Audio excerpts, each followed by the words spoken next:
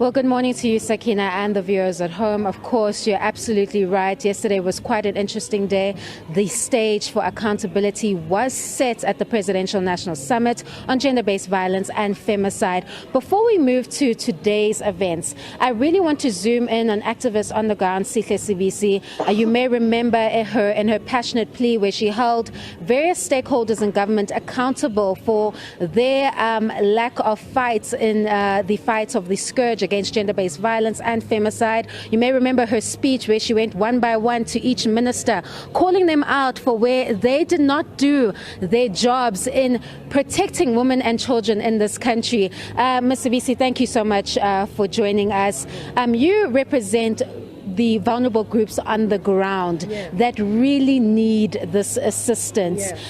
You gave such a passionate plea yesterday. You stood up and you said, I'm going to go one by one and go across the board at each minister and each stakeholder and tell them where they've gone wrong. What sparked that passion in you to stand up and say, my voice needs to be heard on behalf of these vulnerable groups? Firstly, thank you for having me this morning.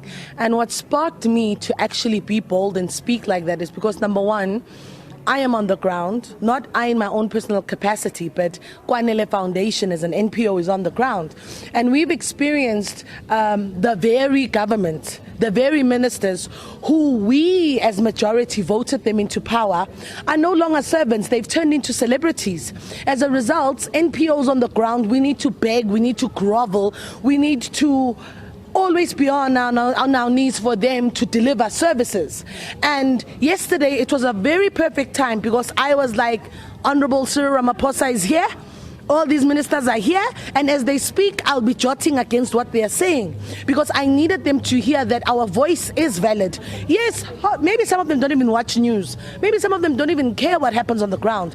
But yesterday it was fertile ground for someone like me to arise and speak truth to power and say, what about 1, 2, 3, 4, 5 account? And I was so disappointed that no minister could actually take the blame and say, yes, my department failed, yes, I'm going to step down, or yes, something will be done.